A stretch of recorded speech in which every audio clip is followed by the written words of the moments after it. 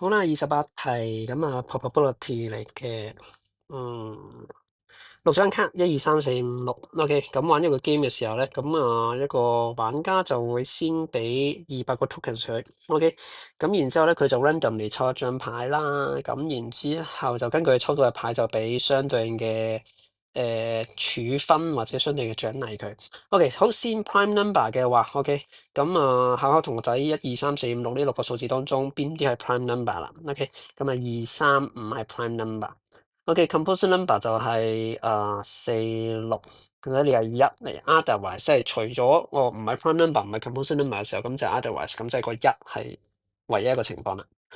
OK，咁相對應地，你會得到2、3、5嘅話，就會得到10倍 of 你抽到嘅嗰個 number。OK，咁即係你有1/6嘅機會抽到2，從而得到20個。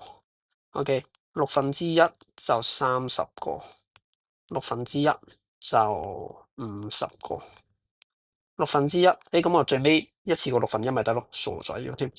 OK，好，4同6就係扣5倍，即係1/6就扣20個，1/6就扣30個，另外仲有1/6咧就冇晒，即係扣200個咁樣樣。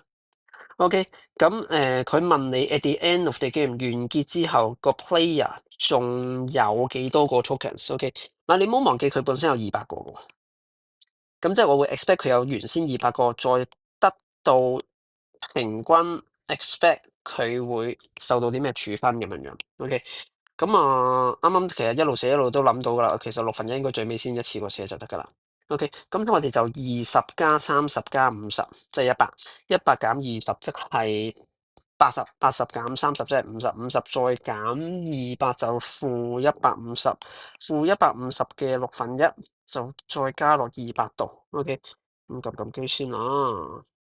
咁175嚟嘅，咁所以答案係 A 啦。